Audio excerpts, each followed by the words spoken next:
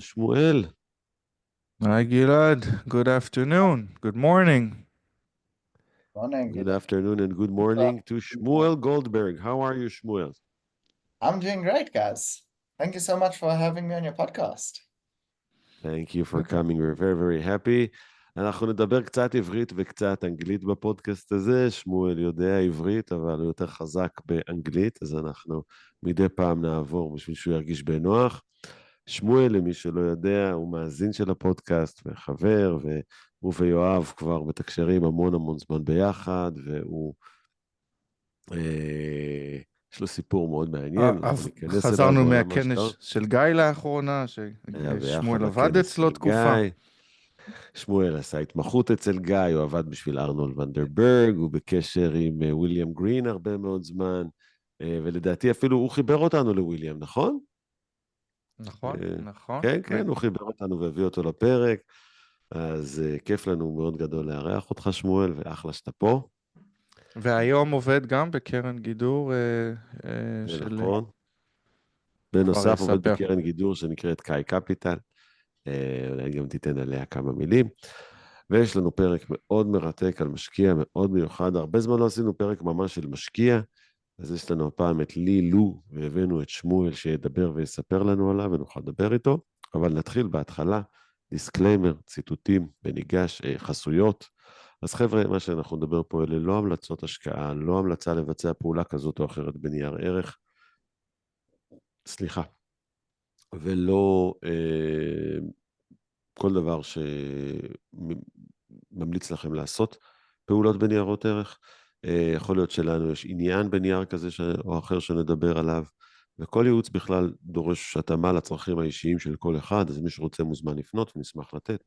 פה זה רק למטרת הרחבת ידע ונתינת ידע, קחו את זה בבקשה ככה.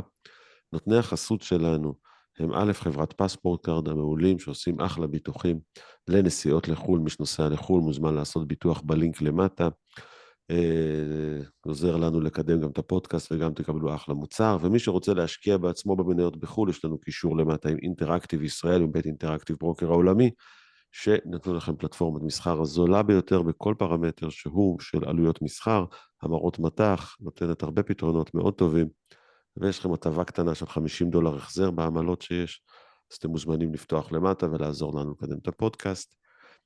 ואחרי שנתנו את הדיסקליימר ואת החסויות, ניתן לשמואל את הכבוד לתת לנו את הציטוט שלו לפתיחת הפרק. Alright, so הציטוט שלי זה מצ'רלי מנגר. יכול להיות שהשתמשתם אותו כבר, אבל אני חושב שזה נכון, והרבה אנשים לא מכירים את זה, אבל the best way to get what you want in life is to be deserving. For me, I mean, it just covers so much, and you know, people talk about, like Charlie also mentions, having like have one idea and then focus on that idea. I think if you would focus on that idea, like first build yourself to be deserving, and you figure out you're going in the right direction. How do you understand deserving? Deserving as in like, if you let's go for charity, like don't necessarily wait to be a billionaire so that you can start giving charity.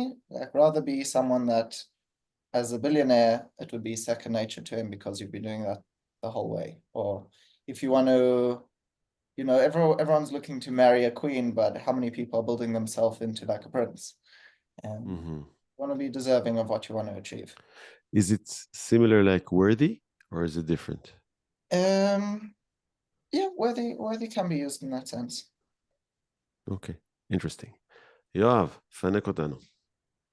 אוקיי, לפני הפינוק, אני היום הלב, אומנם מאזינים לזה בכל מיני תקופות, אבל בכל תקופה, לפני הכל לתת חיבוק למשפחה, לילדים, היום קוברים את משפחת ביבס, לפני כל הציטוטים, לפני כל ההשקעות, הלב נקרא היום, ואנחנו כהרגלנו עושים את האסקפיזם, אבל אי אפשר שלא לציין את היום המטלטל הזה.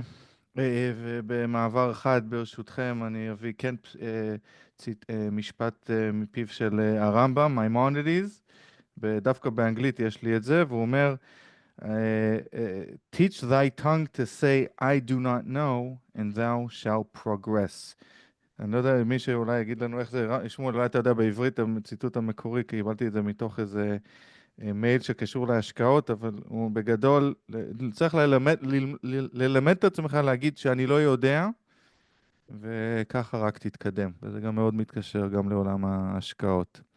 וואו. כן, אני אהבתי את זה גם. ענק. תבדוק אם המיקרופון שלך מוגדר המיקרופון הנכון, ואם אתה מדבר ישירות למיקרופון, כי אני לא בטוח ששומעים אותך 100%. כן, שמואל, רצית להתייחס?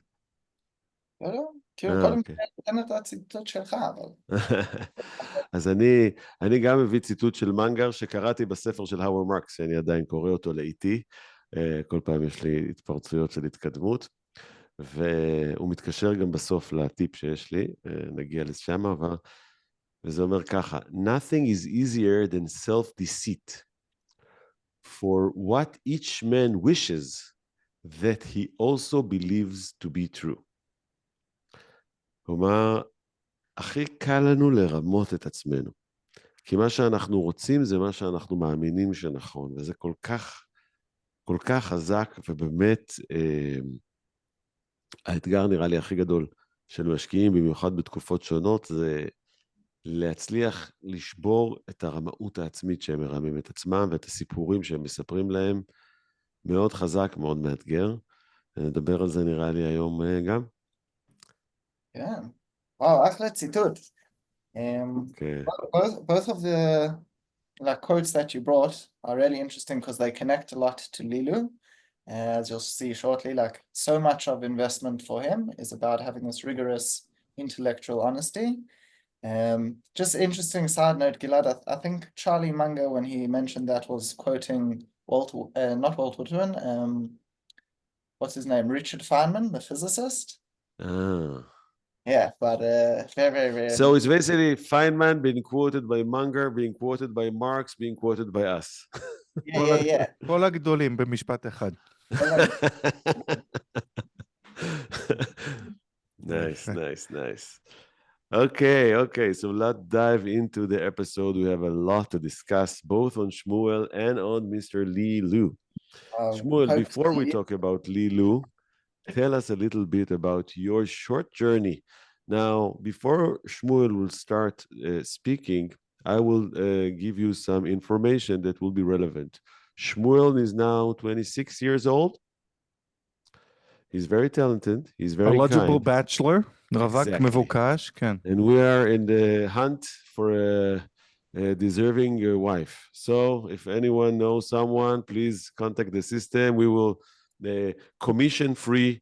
We'll host the matchmaking contest. So אחרי שהבחנו אותך עדיף מסורתית שמואל... דתייה, רק שמואל, אני מוסיף נראה לי, בשבילך.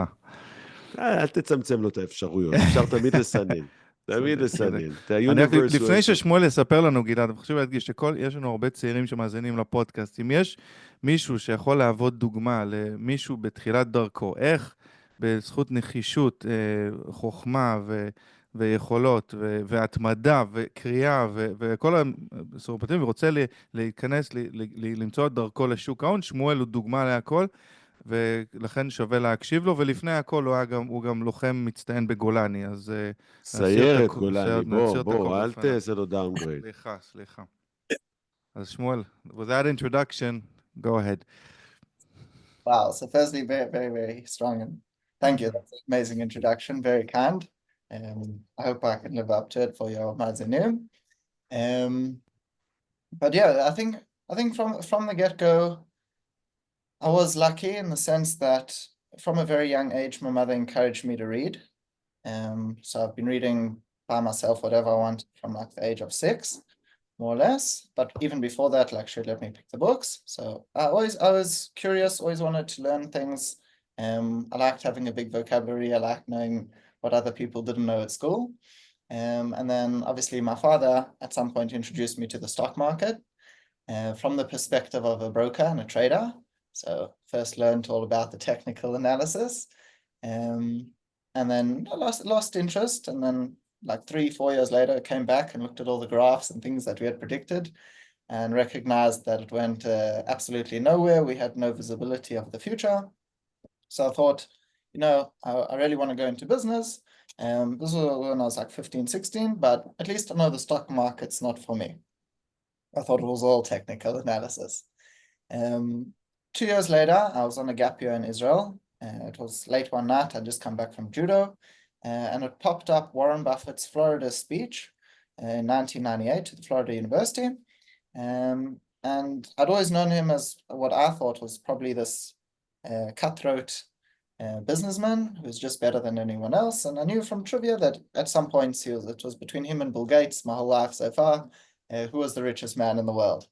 So I decided to listen, and it honestly blew me away, because it wasn't about necessarily making money. It was about making sure you surround yourself with the right people, about developing your character. It was about having this intellectual honesty, this formula for looking at the world and just being as curious as you want to be and following that passion. And I was like, whoa, I mean, this guy's really interesting. Also, at the same time, I was applying for university. Yeah, do you want to say something? No, go. Sorry. Just want to make sure you can. Yeah, Go. I was applying for university, and you're told your whole life you can grow up and you can do whatever you want, and then you get to applications for university and they tell you, well, pick one of two things. So I heard the video more or less at the same time, and I realized the world necessarily, I didn't need to pick. I didn't need to be so specialized that I could only pick one thing and that was my interest for the rest of my life. There are ways of remaining intellectual. This is also a reference for Lilu. We're going to talk about it. Yeah. To learn everything and not to focus on something special. For sure. And then, so I mean, I was lucky I came across the video when I did.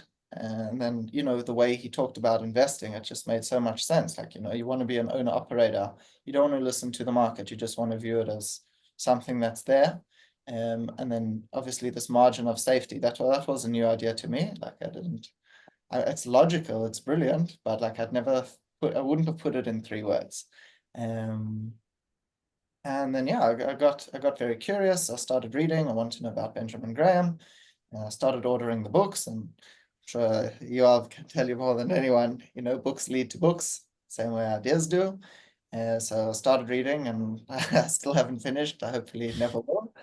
And along the way, I got to read some incredible books. I got to meet some incredible people. The person that influenced my life of investing the most was definitely William Green. So far, I mean, I'd read over 50 books at that time, as I mentioned to Gilad earlier. And when I came across that book, I was halfway through. I was with my brother on a train. I literally put the book down and I was like, I have to talk with this person. I just have to thank them. This is the best thing. This is the best thing I've come across. So book Richer, Wiser, Happier really did change my life. Well, the author did. The teachings there I just thought it was the greatest amalgamation of value investment ideas and the right way to think. So I reached out to William and been on quite the journey ever since. Amazing. I think you have a few gifts. One of them is the ability to read and follow your passion. And second is, I would guess you're pretty good in relationship with people, because I don't think that a lot of people read something and have the capability to force such a good relationship with the author and then continue to more relationships with more people. And I think it's a אפרופו very good gift. שידוכים, וויליאם זה השדכן שלנו. אז ככה גם שמואל ואני הכרנו בזכות וויליאם, שאגב היה אורח של הפודקאסט גם בפרק לפני כמה חודשים כבר. אז מי שרוצה להאזין. אתה רוצה אולי לספר שמואל את הסיפור שהכרנו, ואז נלך אם אתה רוצה, ואז... בוא נצלול ללילו, בוא נצלול. ללילו, כן, נשאיר את זה נעשה לעכשיו. חסד עם המאזינים שלנו ונצלל. אז לילו, אני חושב שמה שאני הכי תפס אותי קודם כל כקונספט זה העובדה שאני לא מכיר הרבה אנשים שצ'רלי מנגר נתן להם כסף שלא לנהל, והוא אחד הבודדים שהוא נתן ועשה לו טוב מאוד, שזה דבר מאוד מרשים. מה יש לך לספר לנו עליו, שמואל? וואו, אז לא יודע איפה להתחיל, אבל פשוט סיפור מרתק. Just switching back to English, if you don't mind. I mean, I can try. Yeah, it's okay. I mean, you look at a person who grew up, he kind of, by the age of 6, he had grown up in like abject poverty, and there was the biggest earthquake in China, and he saw like his siblings, and like I think adopted mother and adopted siblings, they were all killed and the house collapsed on them. So even before, I'm sorry to interrupt you on such an early state, but you need to understand he was born, Li, in the 60s in China, and this was the Cultural Revolution. Now, I don't know if many people are familiar with what happened in the Cultural Revolution, but it was basically that the Communist Party felt that the people are not communist enough. So they started a purge of like everyone who is not truly devoted to the party was persecuted and sent off to labor camps in Xinjiang and all sorts of places, and children were needed to go out against their parents and tell their parents that they're not communist enough. And that was, it's like really, really first chase. And if I remember correctly, his parents, I mean, the fact that he had need to have a foster family was that his parents were, I think, executed or exiled through the Cultural Revolution in China. So it's like the beginning of the life, one of the worst that you can get. One of the worst things, yeah. And I mean, two pivotal moments were where his like adopted family that was looking after him got killed in this earthquake, and the other one that he remembers from his childhood was, I think, when Mao died, and there was big announcements coming over TV or the radio, probably radio, and you know, I mean, he was just a child. He was kind of bullied in school, and like there was a point where he realized like he could just stand up to the bullies, and like there's nothing really there, or you know, things. He had like a lot of pivotal concepts. Like you can tell he's a very brilliant mind very early, and like an experience like everyone was scared of this one type of lizard, and he didn't know why, and everyone thought they were poisonous. And then one day a whole bunch of them ran over him, and he realized like nothing happened. It's nothing to be afraid of. And like for him, the way he framed that story was very early on in his childhood. He realized like, you know, if you have the correct knowledge and the right knowledge, then it doesn't really matter what everyone else thinks, because you know the truth.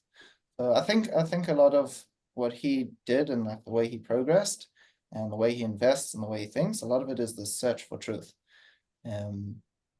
that comes later in his career.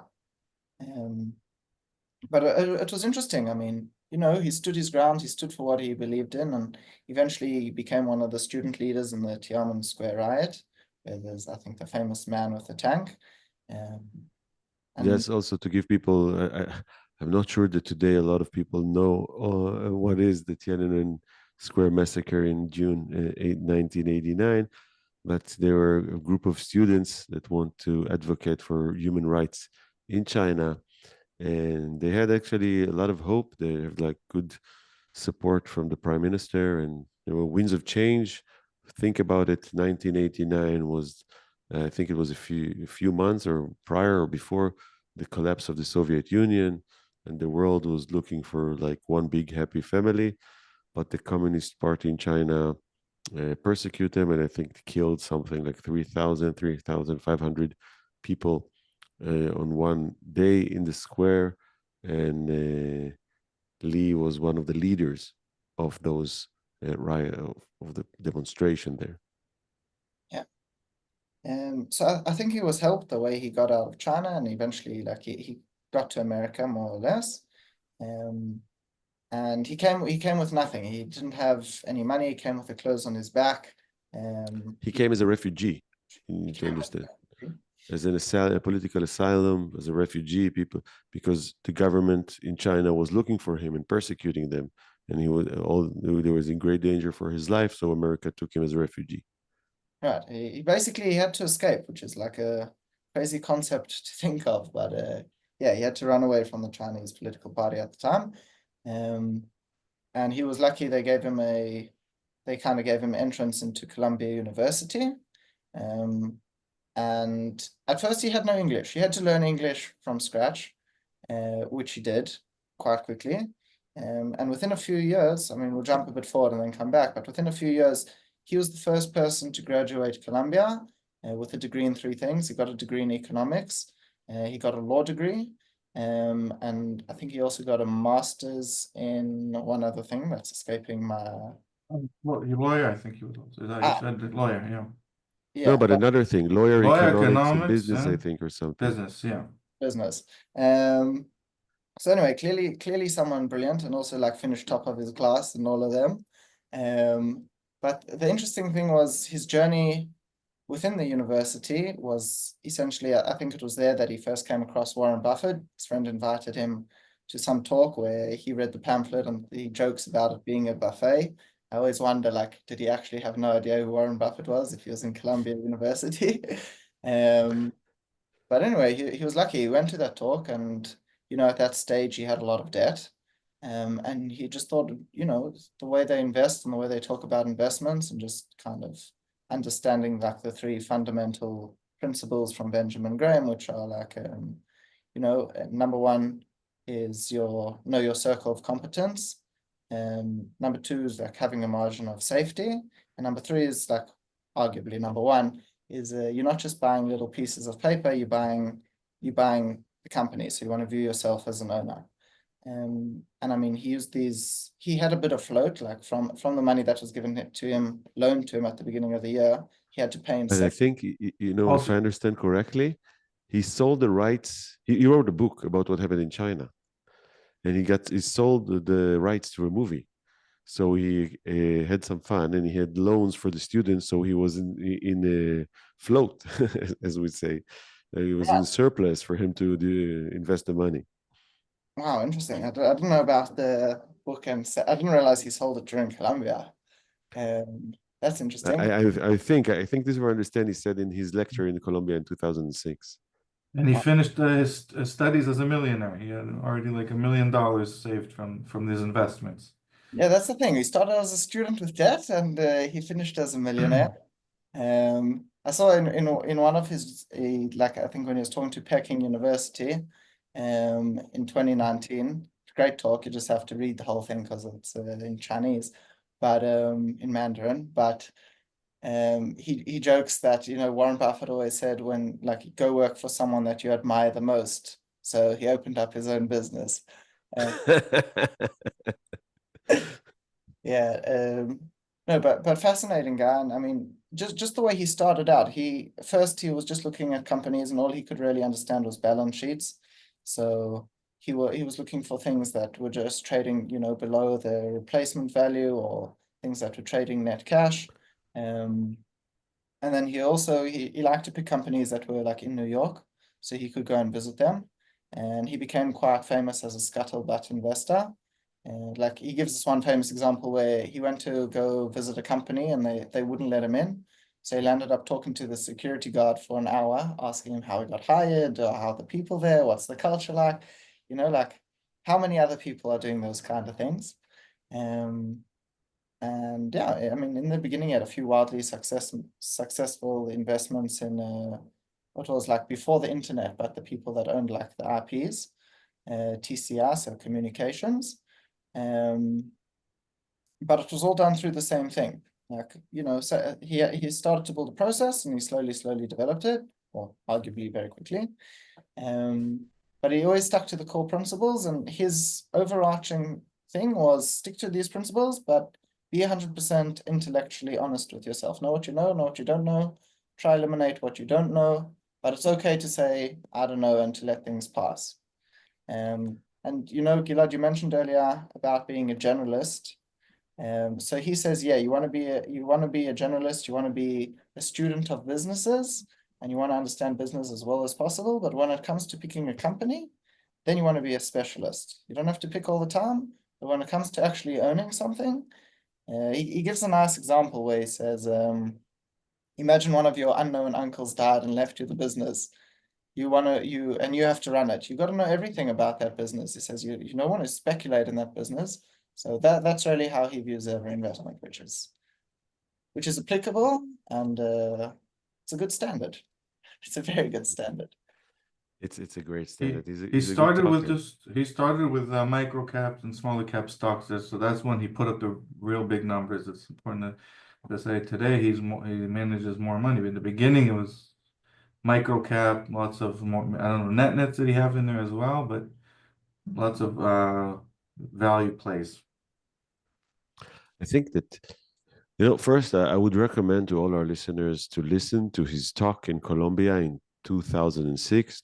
It's a very, very interesting talk. I listened to it a few times. It's Lee talking to the students of the classroom that he went there, the classroom that Warren Buffett learned. And it's one of the most prestigious classes. And he went and he talked about, and he showed them how he analyzed a stock and what does it do. It's an amazing watch. And I want to give a few highlights from there. And he talks about... the teacher there. Sorry, Bruce Greenwald is a great investor on himself. He has written also a few books, and I'll put them in the show notes as well as a Columbia talk. But the teacher in the beginning he's a really smart guy as well, Bruce Greenwald. Okay, go ahead, sorry. Maybe we'll do an episode about him too. Yep. Anyway, so he talks about the fact that you need to be a passion for learning. You need to learn everything. You need to be curious. He talks about being an investor as an investigative journalist. You need to uncover the truth, always to think. And he looks like, and you see, tell them, look at the numbers. What do you see? Why does it happen? What happened? He talks, and he takes the example of Timberland, which is an actual investment that he did, and he told him how he did it. And he said, you looked at the numbers and you see that it's a good company trading in 5 times earnings. How can it be? And then he go deep inside and he see that there are lawsuits against it. And there is a crisis in Asia that all the shoes manufacturers suffer from. And then when you see, okay, what are the lawsuits are about? Well, the lawsuits are about the fact that the family who owns it owns 100% of the voting rights. So they have all the power in their hands. So all the other shareholders sue them for not treating them rightly. So he said, well, this is a serious issue. If it's true, you don't want to invest in this company, okay? And if it's not, so it's an opportunity. So what does he do? He said he read all the lawsuits, every page of the lawsuits. He read everything. He printed out and sit and read it. Then he said, I think the owner is right. Then he said, how can I know if they are good people? How can I know if they're good people if I'm going to invest in them and they have 100% of the voting rights? So he went there and went to the city where they lived. I don't know where it was exactly, and got a relationship with their communities and talked to the people and the son of the owner. They like really get to know them, what they talk about them in the churches and everything, and then came to the conclusion that they are very, very good people.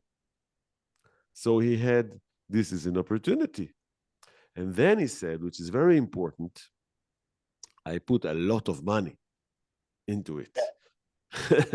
He said, because usually, in funds, I put like 50%, 0.5%, 25 basis points. He says, no, I put a lot of it because you don't come across such options too often. So he put a lot of money and he did something like 7x in a few years, which is amazing. And what was interesting about it with the 7x is that the multiply was not very expensive. It went up from 5 to 15, not to 30 or something. I mean, it was mainly generated by the growth of cash that he has predicted, and understand why going into the business. And the thing he said, and I think this is the most interesting part for me, is that nobody analyzed this company. When he started investigating, it was a big company and there was no analysis of it. And he said there were no analysis because it was family owned with 100%. Nobody gives a damn about it. And this was one of the opportunity for him, because this was he being able to understand something that nobody understands by going into depth, which is amazing idea. Just to add to that, I mean, from the same talk, he talks like a lot about, he said, like, if you want to be a better investor, you have to first like be a really good analyst. And he talks about like, immediately you want two things. You want accurate information, and you want complete information, and you want these fast. And he says something like the outsized returns come from having tremendous insight into something. So, like when he even got himself elected to the board to meet the son of the guy, and then he slowly became friends with him. And, he had this tremendous insight into how the business operated, who the people were that were running it. And he says, basically, you have to have this intense curiosity into what you're doing there. Just some other points from that talk that was really interesting that I remember was, when you realize you're wrong, take your loss and move on immediately. Like, don't wait around, like, don't figure it out. You just be intellectually honest, cut the weeds, and, you want to water the roses. He also talks about, like, how obviously, well, the nice thing about investing is it's multifaceted, right? So he talks about how, like, the knowledge compounds. So a lot of the times, like, the industries that he'd learned in such depth so long ago played out when you get an opportunity 15 years later, where, just got to just for the numbers and things, but you really want to, you want to get to know industries really well. So you want to be a student of learning. I think that another thing that we need to remember, because we talk about mainly all the good things and all the successes and all the success stories, but this was not his path all the time. At the beginning, he had some very, very bad years, also from investing perspective and from a business perspective. Because when he started his hedge fund, they had like very, very big decreases in the markets, and he suffered tremendous losses, and a lot of his clients left him. I think he was already at the beginning quite a celebrity in New York.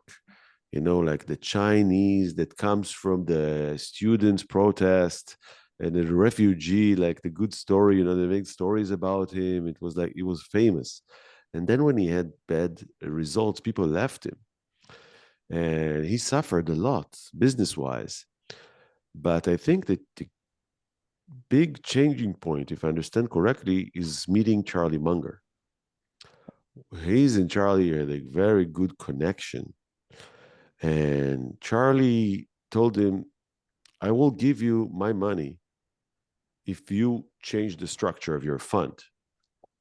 Because we talked about it a lot. I mean, the business structure of a fund manager is a very counterproductive, because you want to raise money and charge fees, but sometimes in order to get the good returns, you need to do the things that will look bad for the investors.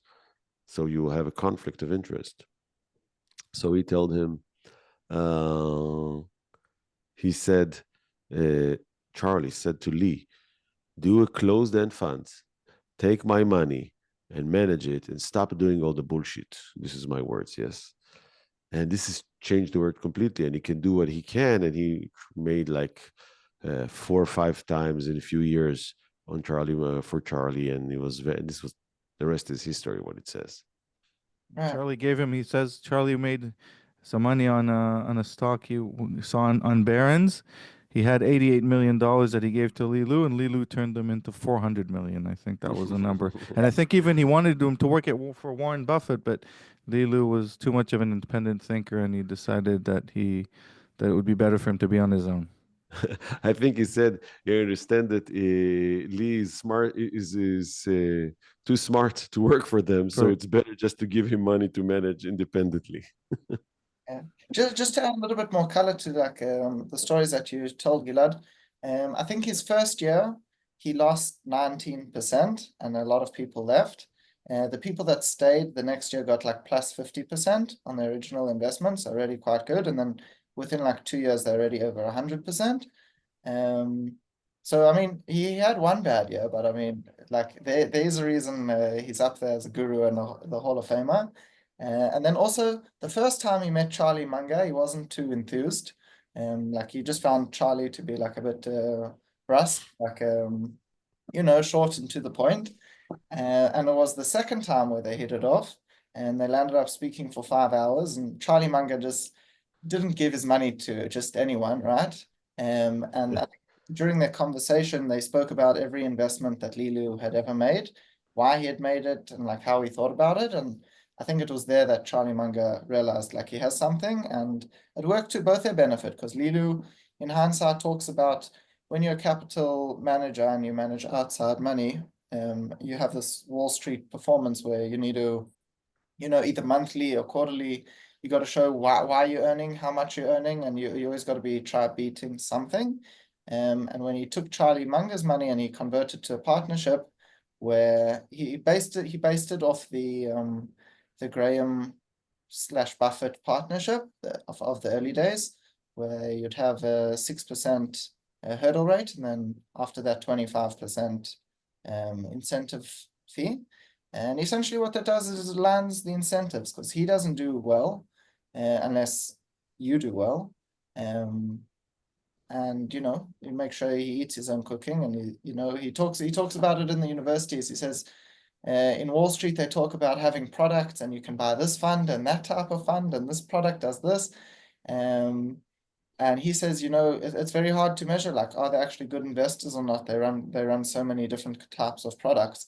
He says, but they're not supposed to be products. It's an investment. You want to know, you want a long-term performance, and you want to be able to measure it. So he said, I think at that stage in 2019, he had been doing it for like 23 years or so. And says, we've got very good returns. It's been one fund. We don't have any products. We closed to outside investors, and that's just the way it is. So it's just what Charlie did by infusing him with a lot of capital and letting him manage his money.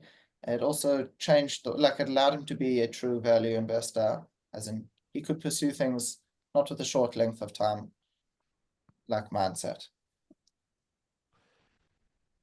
Yes, he said, yes, please. Yואב. No. Yeah, I wanted to tie it into a specific investment that went up so much that Lilu brought to Warren and Charlie, and also I think you may know it closely because Guy Spear also invests in BYD, the electric vehicle company, and Lilu invested it before it was like in the beginning when it was still a losing enterprise, and when I heard this, it was like crazy. How did he? I know the guy that set up BYD is a really smart guy, but how do you convince? How did he invest in? How did he convince Warren and all these smart investors to invest in a losing company that makes cars, which is historically has been a really crappy industry to invest in?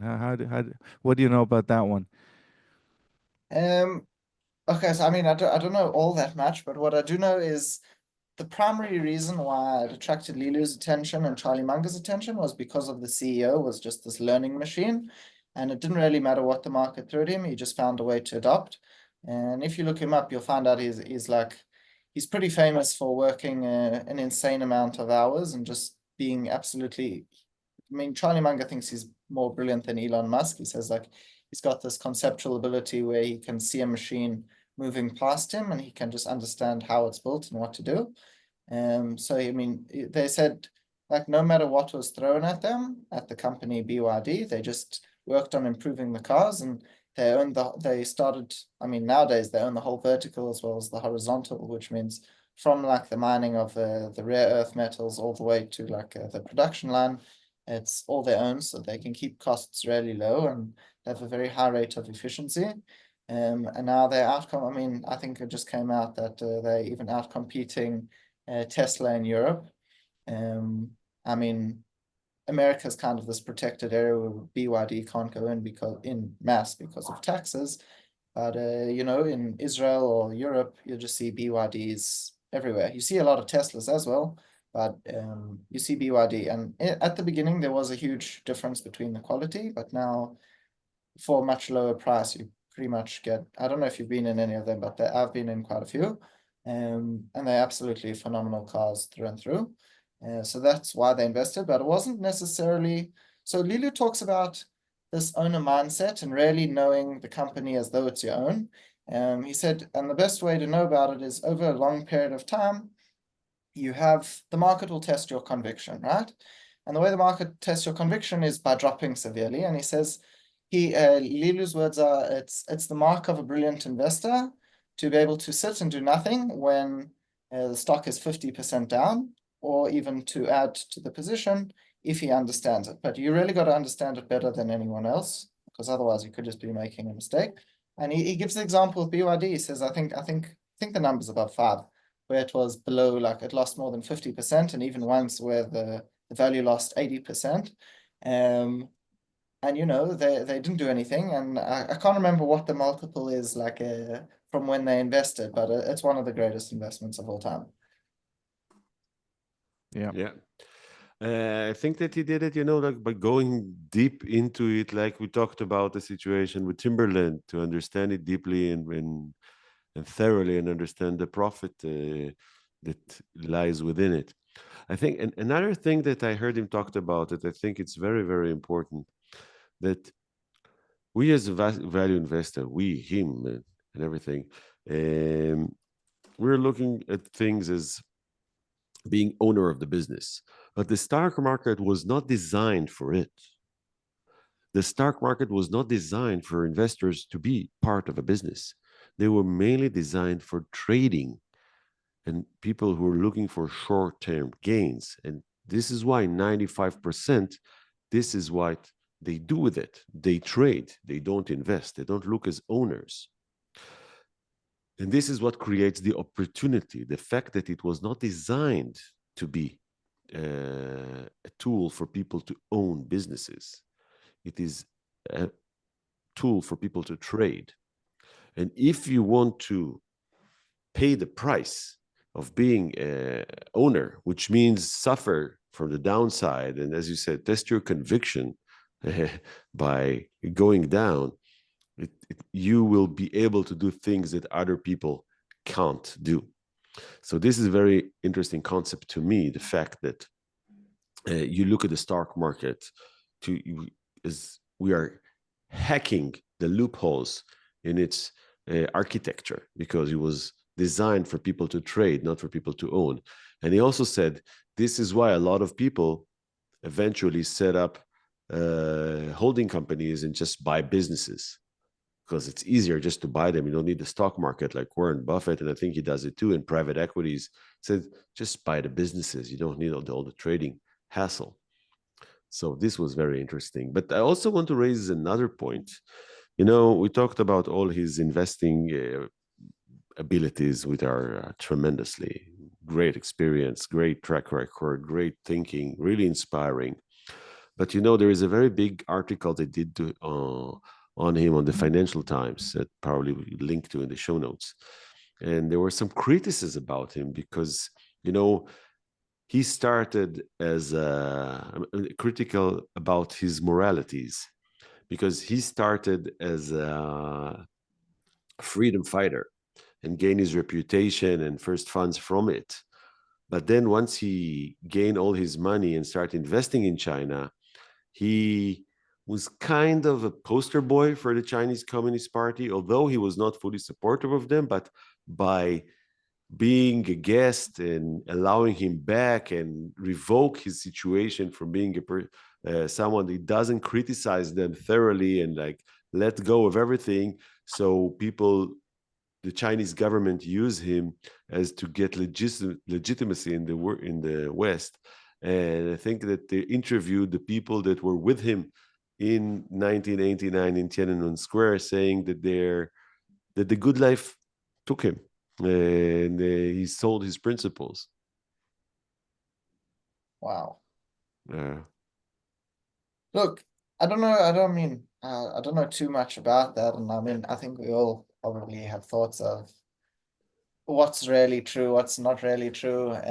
Did the good life affect him? I do think to some degree grew up with absolutely nothing, and you know, fought his way to the less top. Than nothing. It wasn't like he did it on the power of his brains, and yeah, I mean, the world changes, and I suppose so does his perspective. So I don't know, but I do know his investing principles are ironclad. Those don't change. Doesn't matter who's the ruling party. And those are the things I look for. But you know, that's one of the things I learned from Guy. I remember once mentioning a company to him, and I think they were in the gambling industry, and he goes, he told me, he said something along the lines of, Shmuel, like, if you're going to invest in this gambling company, then you have to read annual reports about gambling. And it's like, you really are an owner. So you have to bring this into your life, and you have to decide, like, is this the type of thing that you want in your life? And it was just like a completely different perspective, because, you just think, oh, balance sheets, income statements, great business model, great business product. But the fact of the matter is, there is some influence on the things that you bring into your life. So Guy, I know, is very cautious about those kind of things, what he allows into his circle. So I don't know. Yeah, so. I think that's a very interesting perspective of an understanding that whatever you invest in become part of you. I really, really believe that. I believe that also, we talk a lot about being a value investing, about the power of the environment, that everything you put in your environment, this is who you become. There is a great saying, I don't know who said it, but that you will become the average of your 5 best friends. So this is why you need to choose your friends carefully. If you choose good friends with high morals, smart people, you'll become them. And if you take low life, then you'll go low. So I think it's the same in investment of what you do. Also, the way you invest. I mean, one of the things I don't like, I now just have a discussion with someone about, hedge fund, like really, really hedge fund with a lot of positions and structures and the benefits of it. And I said, well, maybe there is a benefit in doing like long, short, and all sorts of strategies with options that create great value with the minimum downside. But this is what you want to be? Always complicated thinking, always worrying, trying to hedge, or do you want to have like the honor of a good business that does great things and help change the world? So I think, I really, really connect to this point of view. But I would say that, the criticism about BYD, it's a great business, but I think that first, in the United States, you will never see them because nobody will drive a Chinese car here because they're afraid from the espionage of the Chinese government. And I think in Israel, they bought it for the army, but they did like a mechraz, and I think they bought it for the Ktsinim, one of the Ktsinim, but they completely restructured everything because they understand it's an espionage vehicle. And if people I think that they're not allowed to go into bases with this, like if you have a normal BYD or any other Chinese car, because they're thinking it's espionage. So I would say that as the Munger quote in the beginning, we should need to be very, very harsh on ourselves to distinguish our self-deceit from the truth. It is difficult. אבל קטר נמצאת לנו בממשלה, וזה בסדר, אבל לא ניכנס לפוליטיקה, סליחה. בסדר. By the way, I don't think it's a good idea to talk about our government specifically, mainly because we don't know all the information, but what Qatar is doing in the world with all the soft power and money is exactly similar to what the Chinese Communist Party is doing, and this is a big problem. And I don't think you would invest in a company that is from Qatar, right? I would have a problem. Yes, I would not. Depends on the margin of safety. Yeah. Yes, this is okay. Wow. But I would recommend to all of our listeners, just go and listen to the talk in 2006. It's very learning about what you need to do. If you aspire to invest, this is definitely gives you all the tools about how to invest like the greats. Yeah. And I'll also put in the show notes the Buffett speech at Florida. Gilad, I don't know if I've sent this to you in the past. It's also one of the best talks ever given. That has major influence on many young investors, and I'll put both those talks in the show notes, and they're both highly recommended. Can I just add one short thing? Because I mean, I think in No, you make it longer, not short. Make it serious. Well, okay, I add two things. Lilu in his 2019 talk, he kind of tried to do what Buffett did for him, like educate a new wave of people in China how to think about the markets. And he specifically talks about like how the education of a new investor should be. So, and I think it's applicable to people that are also in the market already. So number one, give us the highlights. You mentioned it a few times, but the first one is like always adopting the owner's mentality. So you really want to view it like your uncle died and left you this company, you know nothing about it. You really have to know everything about it because you got to, that company depends on you. The next one is like maintaining the intellectual honesty at all times. And yeah, he says the best way to go about knowing that is finding people that are smarter than you, like through Charlie's suggestion and arguing with them, like find the opposing opinions and learn from them. And then number three, this one's very important because I think it's applicable if you're a beginner or a master. It's studying the history of the great businesses, and the more you study the history of the great businesses, like the better your judgment will be. That was just something I took. He's got a talk, the 2019 talk in Peking University. I thought was like one of the best ones. I mean, his writings are also pretty brilliant. But I mean, that one you just have to listen to it. It's like 2 hours. It's in Chinese, but the captions are really good. You will learn Chinese in the end. No. Okay, great story about Li Lu and his works and his ability to make great investments. And I think about it, what you need to be in order to persuade Charlie Munger to give you his own money to manage. It's a higher bar. It's a higher bar. Yeah, the highest. Yeah. One of the highest. Okay, that was great about Li Lu. Shmuel, you want to give us a tip for the end? Yeah, so a tip for the end, I mean, it's something that changed my life and I highly recommend it because I really believe it could change a lot of people's lives, is get to know your bookshelf.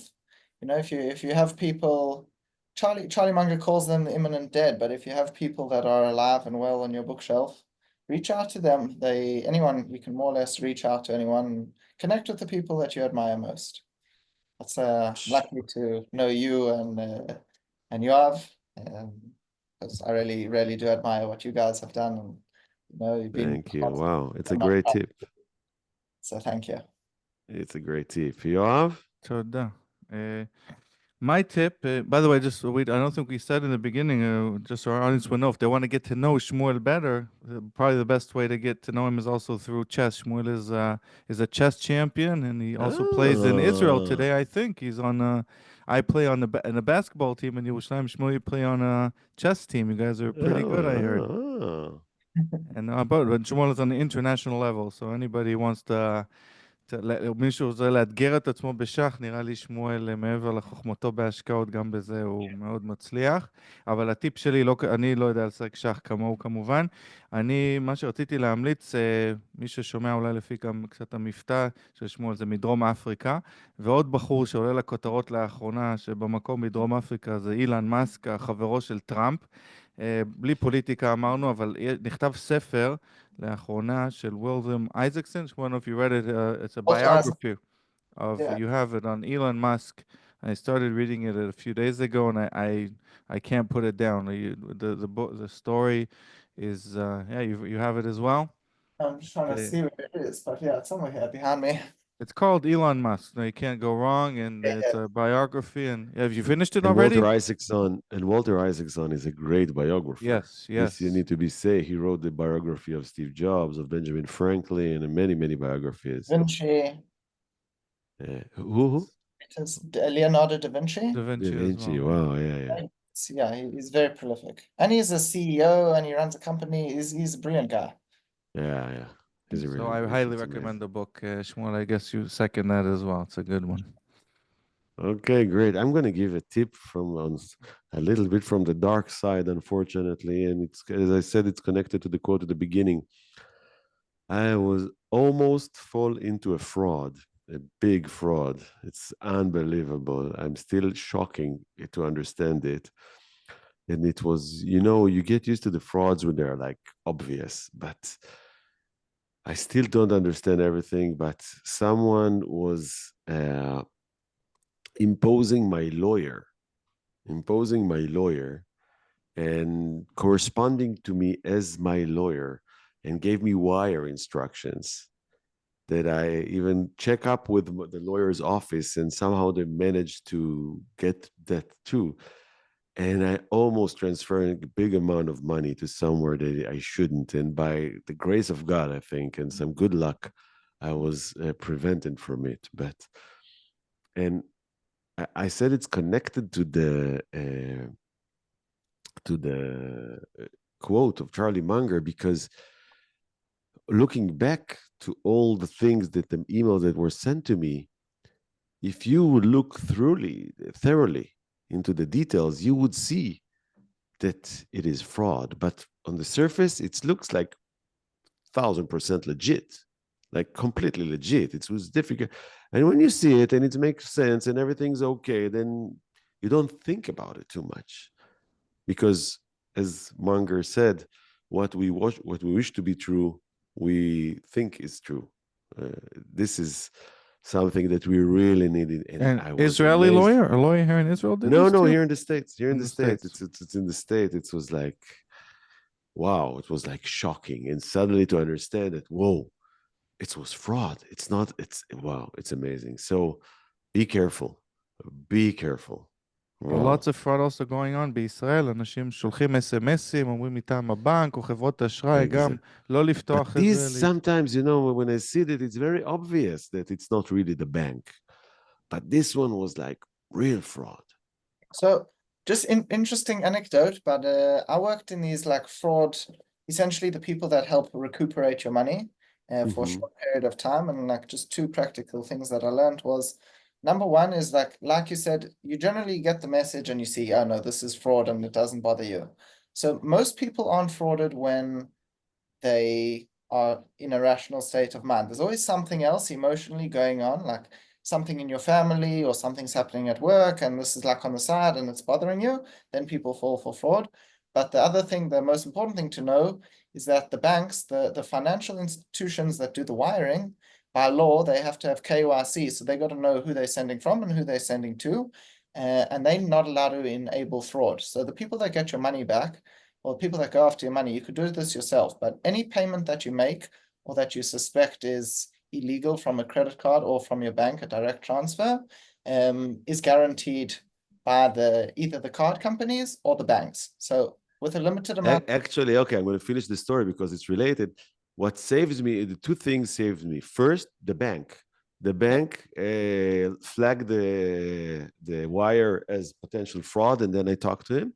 But second, I was sending the wire confirmation to my lawyer, and from some reason I can't understand, instead of replying the fraudulent one, I created a new email with the correct email address. And then he suddenly said, well, this is not my account number. It's amazing. So a lot of luck, but yeah. But I think that the things that is so amazing is the fact that you believe, that you can believe, and it's such an ego blaster. I mean, I was totally believing this guy that were corresponding with me. They fooled me. They didn't take any money, but they fooled me. So it's like so shameful, so bad for the ego, or good for the ego from another perspective, to reduce it. But we should. It takes us full circle. It's all about rigorous intellectual honesty. You have to know what you know and know what you don't know. No, but I think no. I think that the conclusion is different. You can't